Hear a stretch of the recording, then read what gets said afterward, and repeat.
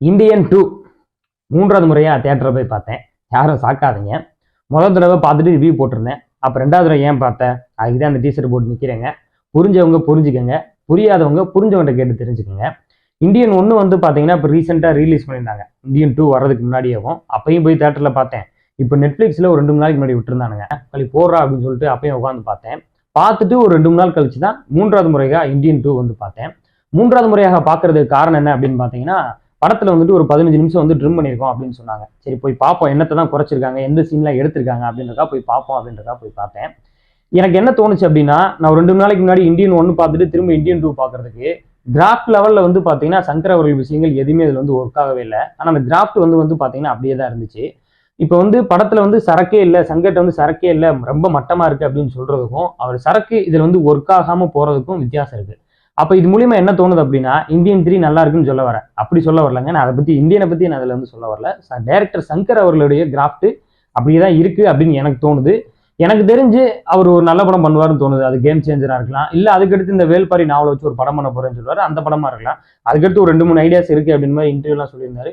அதுல ஏதாவது ஒரு படமா இருக்கலாம் அப்படின்னு எனக்கு தோணுது. ஏன்னா ஒரு பெரிய நம்பிக்கை இருக்கு சங்கர் அவர் மேல. தமிழ்ல வந்து ஒரு இண்டஸ்ட்ரி லெவல்ல வந்து பாத்தீங்கன்னா ஒரு வர்த்தக ரீதியா வந்து படத்தை வந்து ஒரு பெரிய ஒரு வெற்றி படமா கொடுக்கக்கூடிய ஒரு இயக்குனரா அவர் இருப்பாரு அப்படின்னு எனக்கு அப்படி அந்த வகையில தோணுது அப்படின்னு சொல்றேன். வந்து லென்த்தி சீன் தான் வந்து சங்கர் அவர்களுடைய படத்துல எல்லாத்துலயும் இருக்கும்.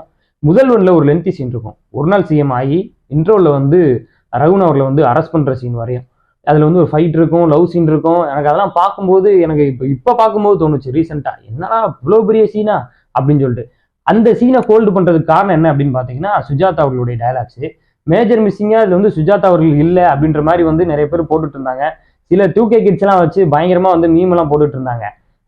சுஜாதா இல்ல, அந்த பெண் இருந்திருந்தா அப்படின்னு சொன்னாங்க. டே சுஜாதா ஆம்பளடா அப்படிலாம் சொல்லி பயங்கரமா வந்து ட்ரோல் பண்ணிட்டு அது ஒரு பக்கம் வைரலா போயிட்டு இருந்துச்சு. அது மாதிரி வந்து சுஜாதா அவருடைய ரைட்டிங் வந்து பாத்தீங்கன்னா சங்கரோடைய படத்துக்கு ரொம்ப ரொம்ப வந்து அவருடைய லென்த்தி சீன்ஸ் எல்லாத்தையுமே வந்து ஹோல்ட் பண்ணுது அப்படின்னு சொல்லலாம்.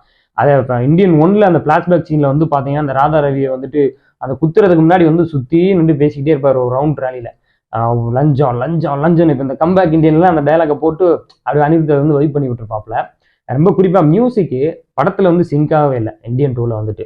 இதெல்லாம் வந்து ஒரு பெரிய மேஜர் மிஸ்ஸிங் பார்ட்டா இருந்துச்சு. ஏன்னா அந்த லென்த்தி சீன்ஸுக்கு அனிருத்தினால மேட்ச் பண்ண முடியல. ஏன்னா ஒரு சின்ன சின்ன சீனுக்கா வந்துட்டு பேக்ரவுண்ட் ஸ்கோர் போட்டுட்டு ஒரு லென்த்தி சீனுக்கு அனிருத்தினால மேட்ச் பண்ணவே முடியல. ஏன்னா ஒரு 40 செகண்ட்ஸ் 45 செகண்ட்ஸ் தான் வந்து ஒரு RR போடுறாரு அப்படின்னா, சங்கர் அவர்களுடைய சீனே 3 நிமிஷம் 4 நிமிஷம் இருக்கு. 3 நிமிஷம் சீனுக்கு RR வந்து கண்டினியூஸா கொடுக்கணுன்றப்ப அதுக்கு தலைவன் ரகுமானால தான் முடியும். அதனாலதான் வந்து சங்கர் அவர் வந்து விடவே இல்லை. நீங்க 2.0 எடுத்துக்கங்க, கிளைமேக்ஸ்ல வந்து அந்த அந்த ரோபோட்ஸ் எல்லாம் மாறுற சீன் எல்லாமே லென்த்தி சீன் தான். இப்ப வந்து சங்கர் அவர்கள் லென்த்தி சீனை எடுத்துட்டு இருக்காரு அப்படின்னு சொல்றது எந்த வகையில அப்படின்னு எனக்கு தெரியல. முன்னாடி ஒரு லென்த்தி சீன் தான் எடுத்துட்டு இருக்காரு. அந்த லென்த்தி சீனுக்குள்ள குட்டி குட்டி இன்ஃபர்மேஷன்ஸ், குட்டி குட்டி டைலாக்ஸ் இதெல்லாமே நம்மளை வந்து ரசிக்க வச்சுக்கிட்டு இருந்துச்சு. அது இந்த படத்தில் இல்லாதனால ஒரு மேஜர் மிஸ்ஸிங்கா தோன்றதுனால எல்லாத்துக்கும் பெரிய டிசப்பாயின்மெண்டா இருக்கு அப்படின்னு சொல்லலாம். அதை விட எனக்கு இன்னும் ரொம்ப பெரிய டிசப்பாயின்மெண்டா என்ன தோணுச்சு அப்படின்னா, கவுண்டமணி செந்திலுடைய காமெடி. இந்த படத்துல வந்து அப்படி ஒரு காமெடி ட்ராக்கே இல்லவே இல்லை. ஒரு சொல்லப்போனா தமிழ் சினிமால இப்ப காமெடி ட்ராக்கே சுத்தமா இல்லை. ஆனா அந்த மாதிரியான ஏதோ ஒரு காமெடி ட்ராக்கோ அல்லது அந்த மாதிரி வந்து ரசிக்கக்கூடிய ஒரு கேரக்டர்ஸை வச்சு பிளே பண்ணியிருந்தாலும் நல்லா இருந்திருக்கும். இதுல வந்து நம்ம ஜெகனா, அந்த கனெக்ஷன் ஜெகன் அவளை வந்துட்டு எனக்கு தெரிஞ்சு 2 3 சீன்லாம் வந்து எனக்கு 3வது தடவை பார்க்கும்போது எனக்கே கடுப்பா இருந்துச்சு. என்னையா சங்கர் படத்துல எப்படி ஒரு டைலாக்கா அப்படின்ற மாதிரி. லொல்லு பல்லு அப்படின்லாம் வந்து டைலாக் போட்டுட்டு இருந்தாங்க. எப்படிலாம் வந்து டைலாக் எழுதிட்டு இருந்தாப்புல. திரும்பவும் அது எப்படி டைலாக்னா, முதல் ஒன்ல ஒரு சீன் இருக்கும். என்ன நிதியை பத்தி எல்லாம் பேசிட்டு இருக்கேன், யோ என்ன அவன் முதல்ல ரகுவரன் வந்து கொச்சின் பாட்டை கேட்பாரு. நிதி இந்த ஆண்டு நிதி எவ்வளோயா அப்படின்னு கேட்டதுக்கு, கட்சிக்குங்களா நாட்டுக்குங்களான்னு கேட்கும்போது நம்மளுக்கு சிரிக்கவும் வைக்கும், சிந்திக்கவும் வைக்கும். அந்த டைலாக் வந்து டக்குன்னு போய் அப்படியே ஆடியன்ஸ்ட போய் வந்து ரிசீவ் ஆகிற மாதிரியான டைலாக்ஸா இருக்கும். பாய்ஸ்ல வந்துட்டு செந்தில் உட்கார வச்சுட்டு ஆடி ஓடி அலைஞ்சி எல்லாம் எதுக்கு, எல்லாம் அந்த ஒரு ஜான் வயிற்றுக்காக வயிற்றை தட்டிட்டு இன்ஃபர்மேஷன் இஸ் வெல்த் அப்படின்னு சொல்ற ஒரு சென்சிபிளான ஒரு மேட்டர் இருக்குல்ல, அதுதான் வந்து சுஜாதாவோட ரைட்டிங்கு. இதுல வந்து கண்டிப்பா வந்து மேஜர் மிஸ்ஸிங்கு. அந்த மாதிரியான ஹியூமர் வந்து இந்த படத்துல வந்து மிஸ்ஸிங்கு. அதுவும் இந்தியன் 1லாம் ஒரு பெரிய ஒரு டார்க் காமெடி வந்து கவுண்டர் பண்ணி போட்டிருந்தாப்புல. நான் இப்போ 2 3 நாளைக்கு பார்க்கும்போது எனக்கு முன்னாடியே இந்த ரீரிலீஸ் அதுக்கு முன்னாடி ஒரு தடவை நான் வந்து நோட் பண்ணிட்டேன்.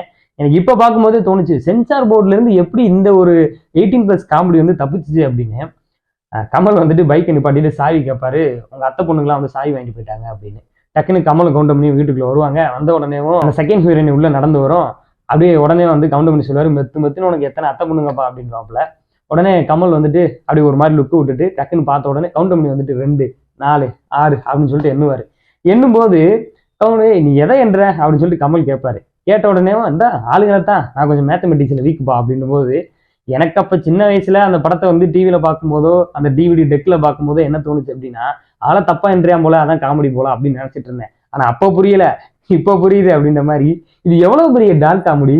இந்த டார்க் காமெடியை வந்து சென்சார் போர்ட்ல இருந்து எப்படி தப்பிச்சு வந்துச்சு அப்படின்னு எனக்கு தெரியல.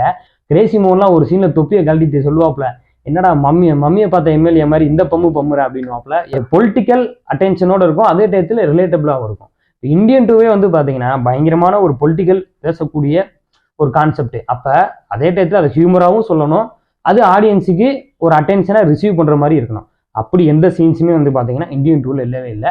எனக்கு தெரிஞ்சு அந்த கிளிம்ஸ் ஒன்று காமிச்சாங்க, அந்த கிளிம்ஸை இந்தியன் டூவாவே மொத்தமாவே வந்து ஒரே படமா ஒரு 3 மணி நேரம் 3.5 மணி நேரமா கூட ரிலீஸ் பண்ணியிருந்தாலோ, ஏன்னா அனிமல் மாதிரி 3.5 மணி நேரம் கூட ரிலீஸ் பண்ணியிருந்தாலோ கண்டிப்பா இந்த படம் வந்து பாத்தீங்கன்னா எல்லாருக்கும் வந்து ஓரளவுக்கு ஓகே, இந்தியன் ஒன்று மாதிரி எடுக்கிறதுக்காக ட்ரை பண்ணியிருக்காங்கன்ற மாதிரியான ஒரு படமா இருந்திருக்குமோ அப்படின்னு எனக்கு தோணுது.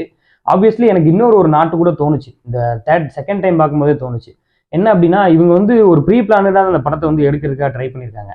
ஏன்னா இந்த இந்தியன் தாத்தாவை அரெஸ்ட் பண்ற கிளைமேக்ஸ் இருக்குல்ல, அது ஒரு இன்ட்ரோல் போர்ஷனா வச்சுட்டு இந்தியன் தாத்தா செகண்ட் ஹாஃப்ல வந்துட்டு ஒரு பிளாஷ்பேக் சொல்றாரு, இந்த மாதிரி வந்து எங்க அப்பா இருந்தாரு, அதுல இருந்து ஒரு வேல்யூவேஷனை எடுத்து அதுக்கப்புறம் வந்து சேஜூரியாலாம் அட்டாக் பண்ணி அப்படி ஒரு கரப்ஷன் இப்படி ஒரு இருக்கக்கூடாதுன்ற மாதிரி வந்து மறுபடியும் இந்தியன் வந்து வெளியில போற மாதிரியான ஒரு ஐடியால தான் அந்த படத்தை வந்து ஃபோக்கஸ் பண்ணி எடுத்துருப்பாங்களோ அப்படின்னு எனக்கு தோணுது. ஆனா ஆப்வியஸ்லி இந்த படம் எதுக்காக பார்ட் 2 பார்ட் 3 வந்துச்சுன்னு அப்படின்னு எனக்கு தெரியல. அந்த 15 நிமிஷம் வந்து எப்படி குறைச்சிருக்காங்க அப்படின்னு கேட்டீங்கன்னா சீன்ஸா வந்து இவங்க எதுவுமே வந்து கட் பண்ணவே இல்லை. எனக்கு தெரிஞ்சு படத்தை பார்த்தா எடிட் பண்ணியிருக்காங்க அப்படின்னு எனக்கு தோணுது. ஒருத்தர் வந்து தங்க டாய்லெட்ல வந்து பாத்ரூம் போவார்ல, அவர் உட்காந்து அப்பாடான்னு சொல்லுவார்ல, அந்த சீன்ல வந்து பாத்தீங்கன்னா ஒரு ட்ரிம் பண்ணியிருப்பாங்க. அதுக்கப்புறம் வந்து அந்த எச்சி ஒழுக ஒருத்தர் வந்து வர்மத்தை போட்டு அந்த ஸ்பேஸ்ல தொங்க விடுறதுல வந்து பாத்தீங்கன்னா சின்ன சின்ன கட்டிங் பண்ணியிருக்காங்க. அப்புறம் இந்த மாதிரி இந்த வர்மம் சீன்லாம் வந்து பாத்தீங்கன்னா ஒரு சில சீன்ல அந்த லென்த்தியா இருக்கிறதெல்லாம் வந்து ஷார்ட் பண்ணியிருக்காங்க. சீனா தூக்கல டக்குன்னு வந்து ஃபாஸ்ட் கட் பண்ணியிருக்காங்க. ஃபாஸ்ட் கட் பண்ணி ஒரு 15 நிமிஷத்தை வந்து இதுல வந்து குறைச்சிருக்காங்க. ரொம்ப பெரிய வந்து ஒரு யுக்தியா என்ன பயன்படுத்திருக்காங்க அப்படின்னு பாத்தீங்கன்னா அந்த கரெக்ஷன் ஸ்கில்ஸ் அப்படின்னு சொல்லி போட்டுட்டு அப்படியே டைட்டில் கார்டில் வந்து இப்போ வந்து லைக்காவோடது வருது, ரெஜைன் வரல. இதுவும் வந்து பாத்தீங்கன்னா அந்த எடிட்டிங்ல வந்து சேர்ந்த ஒரு விஷயமா வந்து வச்சுக்கோங்க. இந்த ஃபாஸ்ட் கட்லாம் வந்து பாத்தீங்கன்னா படம் ரிலீஸுக்கு முன்னாடி பண்ண வேண்டிய எடிட்டிங் ஒர்க்கு அது இப்போ பண்ணியிருக்காங்க. அதை பண்ணிட்டு படத்தில் 12 நிமிடங்கள் கொடுத்துள்ளோம் அப்படின்னு சொல்லி விளம்பரப்படுத்தி இருக்கிறார்கள். நன்றி.